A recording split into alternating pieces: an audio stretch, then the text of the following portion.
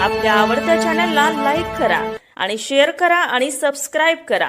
खऱ्या अर्थानं कालचं जे पत्र आलं धमकीचं त्याचा मी निषेध करतो।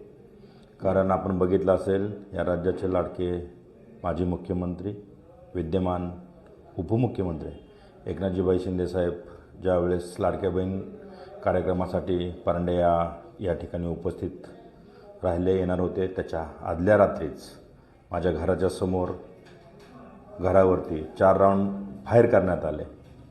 त्याच्यानंतर ह्याच्यातून आम्ही बाहेर पडत असतानाच इलेक्शनला सामोरं गेलो। इलेक्शन संपलं आणि जसं हे सगळं इलेक्शनचं वारं संपल्यानंतर आज आपण बघितलं असेल काल 4च्या दरम्यान एक पत्र आलं जे आमच्या दोन्ही भावांना म्हणजे माझ्या परिवारापर्यंत मी माझा लहान भाऊ केशव सावंत या दोघांनाही जे मारण्याचं जे धमकीचं पत्र आलं आणि आपण बघत असाल की कशा पद्धतीनं जे त्यावेळेस झालेलं फायरिंग होतं त्याचाही अजून कुठलाही या ठिकाणी तपास झालेला नाही, तोपर्यंतच ही परत दुसरी घटना घडते।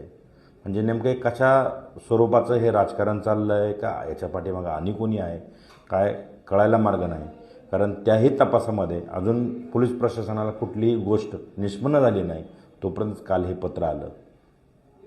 त्याच्यामुळं माझं पोलीस प्रशासनाला विनंती आहे की आपण कधी बघणार आहात, म्हणजे काय आमच्या जीविताला दगाफटका झाल्यावर आपण बघणार आहात का? कारण तीही केस तशीच पडलेली आहे, काल हे नवीन आलेलं आहे। आपल्याकडून कुठल्याही गोष्टीचं सहकार्य किंवा कुठल्याही गोष्टीचं हे आम्हाला मिळत नाही आहे।